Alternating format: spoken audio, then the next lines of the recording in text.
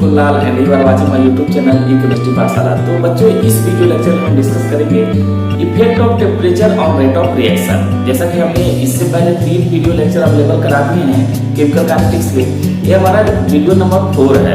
इस वीडियो में हम डिस्कस करेंगे what is the effect of temperature on rate of reaction. उससे पहले हम ये डिस्कस करेंगे कि half life reaction of first order kinetics का क्या होता है। जैसे अगर हम बात करें K equal to 2.303 upon T log A upon A minus x, this is the first order kinetics. Suppose अगर हम इसको हाफ लाइफ में कन्वर्ट कर रहे हैं तो T इक्वल टू क्या आ जाएगा, T हाफ, और जो हमारा कंसंट्रेशन कंज्यूम कंसंट्रेशन है वो इनिशियल कंसंट्रेशन का क्या होगा, हाफ होगा। T हाफ के बाद वो क्या हुआ, जो हमारा इनिशियल कंसंट्रेशन का उसका हाफ ऑफ कंसंट्रेशन क्या हो गया, कंज्यूम हो गया। इन दोनों वैल्यू को अगर हम पुट कर दें तो K equal to 2.303 upon T half log A upon A minus A by 2। अगर आप इसको सॉल्व करोगे, अगर मैं T हाफ निकालूं तो T half equal to 2.303 upon K log, इसको आप सॉल्व करेंगे तो आएगा A बाई 2। अब यहां से A से कैंसिल हो जाएगा, 2 ऊपर चला जाएगा तो T half equal to 2.303 log 2 divide by A। log 2 की वैल्यू होती है T हाफ इक्वल टू 2.303 के log 2 की वैल्यू है 0.3010। अब आप इसमें अगर इसमें मल्टीप्लाई करेंगे तो आ जाएगा T half equal to 0.693 upon K। This is the half life of first order kinetics. तो माय डियर स्टूडेंट, ये हमने इससे पहले जीरो ऑर्डर का भी हाफ लाइफ देखा था और ये हमारा हाफ लाइफ क्या है, फर्स्ट ऑर्डर काइनेटिक्स। अगर हम यूनिट की बात करें, यूनिट, तो यूनिट याद करने का आपका टेक्निक क्या था, concentration 1 minus n time inverse. तो सपोज अगर ये क्या है, जीरो ऑर्डर रिएक्शन है, तो जीरो ऑर्डर रिएक्शन है तो क्या, सॉरी हाँ, जीरो ऑर्डर रिएक्शन है तो ये कंसंट्रेशन मोल पर लीटर टाइम इनवर्स हो जाएगा। लेकिन अगर फर्स्ट ऑर्डर है तो क्या होगा, ये तो हमारा कैंसिल हो जाएगा, 1 माइनस 1 जीरो, इसकी वैल्यू 1 हो जाएगी। सेकंड इनवर्स जो भी हमारा होगा टाइम इनवर्स ही होगा। तो बच्चों ये हमने क्या स्टडी कर लिया, first order kinetics of half life reaction. अब हम डिस्कस करेंगे कि अगर हमारा जो रिएक्टेंट है गैसियस स्टेट में हो तो उसका फर्स्ट ऑर्डर काइनेटिक्स क्या होता है। तो बच्चों जैसे अगर मान लेते हैं ये हमारा कोई गैसियस सब्सटेंस रिएक्टेंट है, वो प्रोड्यूस क्या कर रहा है, B और C क्या कर रहा है, प्रोड्यूस कर रहा है। ये मान लेते हैं कि हमारा जो इनिशियल प्रेशर है रिएक्टेंट का वो क्या है, P0 है, ओके। और आफ्टर T टाइम इधर ले लेते हैं तो हमारा इनिशियल प्रेशर कितना है, P0, क्योंकि अभी रिएक्शन क्या है, शुरू तो हुआ नहीं है। आफ्टर T टाइम कुछ समय के बाद सपोज मान लेते हैं कि इसमें P इसका प्रेशर जनरेट हो गया, तो इसमें इसका नेट प्रेशर क्या होगा, इसमें हमको क्या करना होगा, माइनस करना होगा। ये जो हमारा P है उसको हम क्या करेंगे, माइनस करेंगे, ओके। तो टोटल प्रेशर कितना हो जाएगा, PT इक्वल टू, तो इन सबको अगर ऐड कर लें P0 minus P plus P plus P, ये इससे हमारा कैंसिल हो गया, तो P0 प्लस P, ये हमारा क्या है, टोटल प्रेशर है। लेकिन हमें इसकी वैल्यू कैलकुलेट करनी होगी क्योंकि हमारे पास जो फर्स्ट ऑर्डर काइनेटिक्स का फार्मूला है वो क्या है, K equal to 2.303 upon T log A upon A minus x. ये क्या है हमारा इनिशियल कंसंट्रेशन, तो इसकी जगह हम इनिशियल प्रेशर रख देंगे, और A माइनस एक्स क्या है हमारा आफ्टर द T टाइम, जब रिएक्शन खत्म हो गया था T टाइम के बाद तो कितना प्रेशर बचा हुआ है। तो हमें इसका वैल्यू कैलकुलेट करना होगा ताकि हम यहाँ पे पुट करके इस वैल्यू को क्या है, लिख पाए। तो अगर हम इस इक्वेशन से इसका वैल्यू कैलकुलेट करें तो P इक्वल टू क्या हो जाएगा, PT माइनस P0, ये हमारा वैल्यू हो गया। इस वैल्यू को अगर इसमें पुट कर दें, क्योंकि हमें क्या चाहिए, आफ्टर द T टाइम कितना प्रेशर बचा हुआ है, तो T टाइम के बाद हमारे पास इतना प्रेशर है रिएक्टेंट का, तो गैस जो हमारा रेट ऑफ रिएक्शन है इसी पे डिपेंड करेगा। तो हम क्या करेंगे, इस जो रो की वैल्यू है या P की वैल्यू इस पे अगर हम पुट कर दें तो हमारा हो जाएगा P naught minus PT minus P not, तो हो जाएगा P naught minus PT minus minus plus P not, तो हो जाएगा 2 पी नॉट माइनस पीटी। ये हमारा क्या है after the T time pressure. तो इस वैल्यू को अगर हम पुट करें तो हमारे पास जो गैस फेज का इक्वेशन आता है K equal to 2.303 upon T log A. Initial pressure कितना था P naught upon final pressure कितना है 2 P naught minus PT. This is the first order kinetics of gaseous phase equation.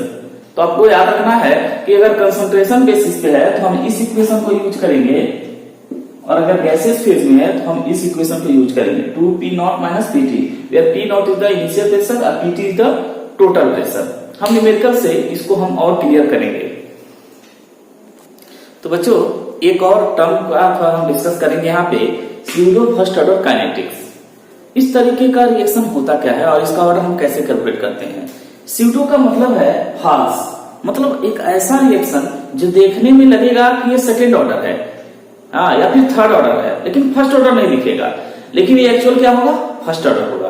तो इस तरीके का रिएक्शन कैसे होता है, जैसे मान लेते हैं कि एक रिएक्शन हमारा ए प्लस बी रिएक्ट करके क्या बना लिया प्रोडक्ट बना लिया। अब इसमें हमको याद रखना है ये कोई हमारा सॉल्यूट है और ये हमारा सॉल्वेंट है, क्योंकि इस तरह के केस हमें तभी मिलेगा जब हमारा क्या हो एक सॉल्वेंट हो। तो अगर हम इसका रेट लिखें तो rate is directly proportional to concentration of A और कंसंट्रेशन ऑफ बी। तो आप इस बेसिस पे देख रहे हो तो ये क्या होना चाहिए सेकेंड ऑर्डर, लेकिन ये सही नहीं है। अब देखिए जब अगर सॉल्वेंट होगा, एक एग्जांपल से समझाता हूं। जैसे एक ग्लास वाटर है और आपने एक स्पून क्या किया NaCl डाल दिया, तो जब एक ग्लास वाटर में आप NaCl डाल रहे हो तो ये अन्य वाला डिसोसिएट हो जाएगा, Cl अलग डिसोसिएट हो जाएगा। लेकिन अगर उसी 1 स्पून को अगर हम बकेट में डालें तो भी क्या होगा उतना ही अन्य और उतना ही Cl मिलेगा, मतलब ये वाटर की क्वांटिटी पे डिपेंड नहीं कर रहा है। तो इसी तरीके से बहुत सारे ऐसे रिएक्शन हैं जो सॉल्वेंट पे डिपेंड ही नहीं करते हैं। इसे एग्जाम्पल के तौर पे बात करूं कि C12H20O11 शुगर है, इस शुगर को अगर हम क्या कर दें वाटर में डिजोल्व करें तो ये क्या होगा C6H12O6 C6H12O6। अब देखिए माय डियर स्टूडेंट, अगर हम वही बात कर रहे हैं एक ग्लास वाटर में अगर हम 1 स्पून शुगर डाल रहे हैं तो क्या हो जाएगा डिजोल्व हो जाएगा, लेकिन अगर एक बकेट में डाले तो भी डिजोल्व हो जाएगा। क्या ये इसकी कंसंट्रेशन पे डिपेंड कर रहा है? तो आपका जवाब है नहीं। तो अगर हम रेट लिखें रेट तो क्या होगा रेट C6H12O11 के कंसंट्रेशन पे डिपेंड कर रहा है, लेकिन क्या ये वाटर के भी कंसंट्रेशन पे डिपेंड कर रहा है? तो आपका जवाब है नहीं, इस पे डिपेंड नहीं कर रहा है। तो ये क्या हुआ, ये हमारा हो गया फर्स्ट ऑर्डर काइनेटिक्स। तो फर्स्ट ऑर्डर काइनेटिक्स ही है, लेकिन ये देखने में क्या लग रहा है सेकेंड ऑर्डर, ठीक है। इसीलिए इसको हम बोलते हैं स्यूडो फर्स्ट ऑर्डर काइनेटिक्स, मतलब ऐसा रिएक्शन जो आपको देखने में तो लगेगा ये क्या है सेकेंड ऑर्डर है थर्ड ऑर्डर है, लेकिन एक्चुअल क्या रहेगा ये फर्स्ट ऑर्डर है। और एक इस तरह की रिएक्शन होगा जिसमें ये क्या होगा हमारा सॉल्वेंट होगा। तो अब बात करेंगे हम लोग what is the effect of temperature on rate of reaction. करते हैं effect of temperature on rate of reaction. जैसा कि मैं आपको बता दूं कि जैसे जैसे आप टेम्परेचर इंक्रीज करोगे रेट ऑफ रिएक्शन क्या होता है इंक्रीज हो जाता है। अब यहाँ पे एक एक्सपेरिमेंटली की गई बात है कि अगर आप टेम्परेचर 10 डिग्री सेंटीग्रेड इंक्रीज करते हो, अगर आप टेम्परेचर 10 डिग्री सेंटीग्रेड इंक्रीज करते हो तो रेट जो होता है वो पहले से डबल हो जाता है। इस चीज को थोड़ा सा एक्सप्लेन करते हैं। जैसे यहाँ पे आपको जो पहला कर्व दिख रहा है इसका टेम्परेचर क्या है T है, और दूसरा कर्व जो दिख रहा है इसका टेम्परेचर हमने 10 डिग्री सेंटीग्रेड क्या किया है इंक्रीज कर दिया है। देखिए ये सारे फ्रैक्शन ऑफ मॉलिक्यूल्स हैं, मतलब ये हमें अभी काइनेटिक एनर्जी को शो कर रहा है। देखिए बहुत कम ऐसे मॉलिक्यूल्स हैं जिनकी काइनेटिक एनर्जी ज्यादा है। मैक्सिमम जो हमारे मॉलिक्यूल्स हैं यहाँ पे इस तरह की काइनेटिक एनर्जी के मॉलिक्यूल्स ज्यादा है, तो इसको हम बोलते हैं most probable most probable kinetic energy. Okay, इसको हम बोलते हैं मोस्ट प्रोबेबल काइनेटिक एनर्जी। मतलब मोस्ट प्रोबेबल काइनेटिक एनर्जी का मतलब क्या है, जहां पे नंबर ऑफ पार्टिकल सबसे ज्यादा एक ही काइनेटिक एनर्जी को क्या करते हैं, एक्युपाइड करते हैं, उसको हम बोलते हैं मोस्ट प्रोबेबल काइनेटिक एनर्जी। जैसे सपोज आपकी टेस्ट हुआ और उसमें मान लेते हैं 40 आउट ऑफ 40 में टोटल 15 स्टूडेंट ऐसे थे जिन्होंने 30 मार्क्स लाया। तो जो 30 मार्क्स है वो बहुत सारे स्टूडेंट का मार्क्स है, तो उसको हम बोलेंगे मोस्ट प्रोबेबल मार्क्स। मतलब जिस मार्क्स को सबसे ज्यादा स्टूडेंट क्या करेंगे, ऑब्टेन करेंगे, उस मार्क्स को हम बोलेंगे मोस्ट प्रोबेबल मार्क्स। तो उसी तरीके से काइनेटिक एनर्जी, इस तरह का काइनेटिक एनर्जी सबसे ज्यादा मॉलिक्यूल्स क्या करते हैं, रखते हैं। लेकिन जैसे जैसे काइनेटिक एनर्जी हाई होती जा रही है, ये नंबर ऑफ मॉलिक्यूल्स क्या होते जा रहे हैं, कम होते जा रहे हैं। क्योंकि आपका देखिए सब जैसे जैसे मार्क्स, जैसे 80%, 60% में बहुत ज्यादा बॉयज आ जाएंगे या स्टूडेंट आ जाएंगे, 70% में थोड़ा कम होंगे, 80 में थोड़ा और कम होंगे, 90 में और कम हो जाएंगे, और सपोज 100 आउट ऑफ 100 में बहुत कम ऐसे मॉलिक्यूल्स होंगे, तो जिनकी काइनेटिक एनर्जी क्या होगी, बहुत ज्यादा होगी। तो इस कंडीशन पे जब टेम्परेचर T था तो इतने पार्टिकल्स क्या थे हमारे, इतने पार्टिकल्स हमारे क्या है, हम इसका इतना रेट ऑफ रिएक्शन है। ओके, हमने क्या किया, 10 डिग्री सेंटीग्रेड टेम्परेचर इंक्रीज कर दिया, तो हमारा क्या हो गए, इतने पार्टिकल्स हो गए। तो ये पहले से क्या है, लगभग ऑलमोस्ट डबल है। तो एक बात तो क्लियर है कि जैसे ही आप 10 डिग्री सेंटीग्रेड टेम्परेचर इंक्रीज करते हो तो जो रेट ऑफ रिएक्शन है वो क्या हो जाता है, डबल हो जाता है। और ये एमसीक्यू टाइप के क्वेश्चन में ये जरूर पूछता है। तो यहाँ पे जो इफेक्ट ऑफ टेम्परेचर है और रेट ऑफ रिएक्शन पे क्या इफेक्ट पड़ता है, इसका हम कैलकुलेशन करते हैं अर्हेनियस इक्वेशन से। अर्हेनियस इक्वेशन से, अब अर्हेनियस इक्वेशन क्या है, K इक्वल टू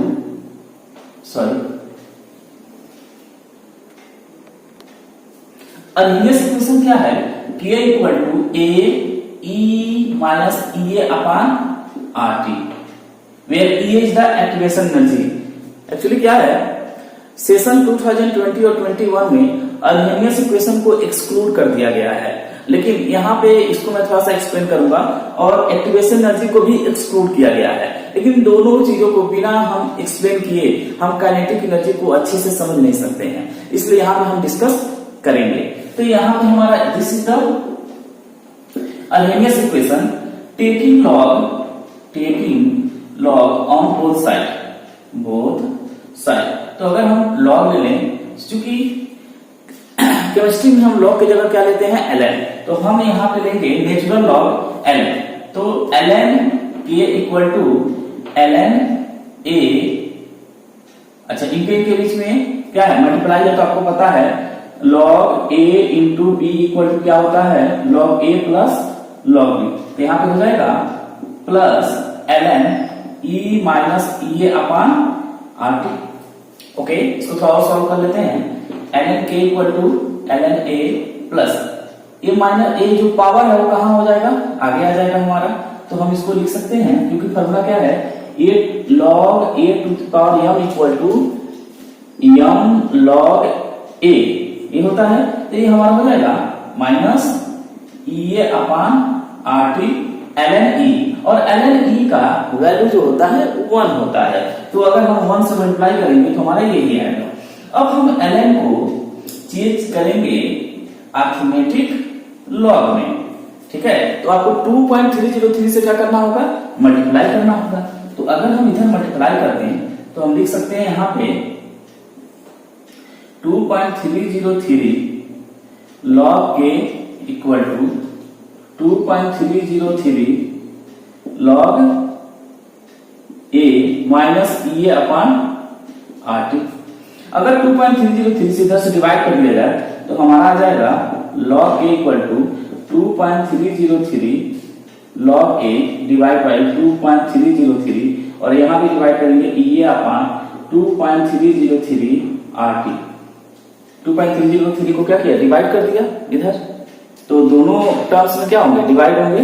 तो अब यहाँ लिख सकते हैं log K इक्वल टू, एक कैंसिल हो गया, पहले मैं इसको लिखता हूं, minus EA upon 2.303 RT plus log A। Okay, अब हम क्या करेंगे, थोड़ा सा इसका कर्व समझते हैं। तो y equal to mx plus c से क्या करेंगे, कंपेयर करेंगे। y equal to mx plus c से अगर हम कंपेयर कर रहे हैं तो हम कैसे इसका कर्व बना सकते हैं। y एक्सिस पे क्या है, log k है। x एक्सिस पे हम क्या लिख सकते हैं, 1/t। तो m की वैल्यू क्या है, ये हमारा m की वैल्यू है, माइनस है तो स्लोप क्या होगा, अपवर्ड टू डाउनवर्ड। तो ये हमारा स्लोप हो गया minus EA/RT, sorry 2.303 RT, 2.303, sorry only R होगा, माइनस EA/2.303 R। और ये हमारा जो इंटरसेप्ट है वो क्या है, log A। इस A को हम बोलते हैं, ये हमारा जो A है इसी को बोलते हैं प्री एक्सपोनेंशियल फैक्टर, मतलब Arrhenius constant, pre exponential factor. तो ये हमारा क्या है, प्री एक्सपोनेंशियल फैक्टर। तो आप यहाँ पे देख रहे हो, अगर हम इसका कर्व खींच रहे हैं तो हमारे पास जो वैल्यू है वो माइनस EA/2.303 R है। ये हमारा क्या है, स्लोप है, m की वैल्यू है। अगर आप यहाँ पे देख रहे हो कि इफेक्ट ऑफ टेम्परेचर हम पढ़ रहे हैं, तो इफेक्ट ऑफ टेम्परेचर में सपोज अगर रिएक्शन दो टेम्परेचर पे हो रहा है, एक मान लेते हैं एक T1 है, दूसरा क्या है T2 है, तब जाके हमारा रेट ऑफ रिएक्शन क्या होता है, थोड़ा इस पे डिस्कस करते हैं। आरएनएस इक्वेशन लिखते हैं, log k equal to minus EA/2.303 RT plus log A if the reaction take place in two different temperature। Suppose मान लेते हैं कि T1 टेम्परेचर पे क्या रिएक्शन हो रहा है, तो log K1 equal to minus EA/2.303 RT1 plus log A। E की वैल्यू कांस्टेंट होती है, एक्टिवेशन एनर्जी फिक्स होती है, R हमारा कांस्टेंट है, log A हमारा क्या है, प्री एक्सपोनेंशियल फैक्टर, ये भी कांस्टेंट वैल्यू है। तो टेम्परेचर किस पे डिपेंड करता है, रेट पे। तो इसलिए टेम्परेचर और रेट क्या हो गए हैं, वेरिएबल हो गए हैं। तो ये रिएक्शन हमारा किस टेम्परेचर पे हो रहा है, T1 पे। अब बात करेंगे T2 टेम्परेचर पे, log K2 equal to minus EA/2.303 RT2 plus log A। अगर इक्वेशन नंबर 1 और इक्वेशन नंबर 2, इक्वेशन 2 से इक्वेशन 1 को सबट्रैक्ट कर दें तो हो जाएगा हमारा log K2 minus log K1 equal to minus EA/2.303 RT2 plus log A minus, subtract कर रहे हैं इक्वेशन 2 को 1 से, minus EA/2.303 RT1 plus log A। तो आप जानते हो इसकी कि log A minus log B equal to क्या लिख सकते हैं, log A/B। तो यहाँ पे हम लिख ले रहे हैं log K2/K1 equal to minus EA/2.303 RT2 plus log A, minus minus plus हो जाएगा, अंदर का साइन चेंज हो जाएगा, EA/2.303 RT1 और ये माइनस हो जाएगा, माइनस log A से log A कैंसल। तो अब इसको अगर कैंसल तो इसको मैं आगे और इसको थोड़ा सा यहाँ पे रखूंगा। तो यहाँ पे मैं लिख रहा हूं EA/2.303 RT1 minus EA/2.303 RT2। तो log A minus log B equal to आप क्या लिख सकते हो, log A/B। तो आप लिख सकते हो log K2/K1 equal to EA/2.303 R, ये क्या आ जाएगा, कॉमन हो जाएगा। तो हम यहाँ लिख सकते हैं EA/2.303 R, ये हमारा कॉमन हो जाएगा, तो बच जाएगा 1/T1 minus 1/T2। This is the Arrhenius equation when the reaction take place in two different temperature, that is also called effect of temperature। तो हमारा आप क्या क्लियर हुआ कि जैसे जैसे आप टेम्परेचर इंक्रीज करोगे रेट ऑफ रिएक्शन क्या हो जाएगा, इंक्रीज हो जाएगा। और 10 डिग्री सेंटीग्रेड अगर हम केवल इंक्रीज कर दें तो हमारा जो रेट ऑफ रिएक्शन है वो पहले से क्या हो जाएगा, डबल हो जाएगा। तो हम नेक्स्ट वीडियो में डिस्कस करेंगे what is the effect of catalyst on rate of reaction, और इसके बाद हम एक और वीडियो बनाएंगे जिसमें आप न्यूमेरिकल प्रॉब्लम को क्या किया जाएगा, सॉल्व किया जाएगा। Thank you.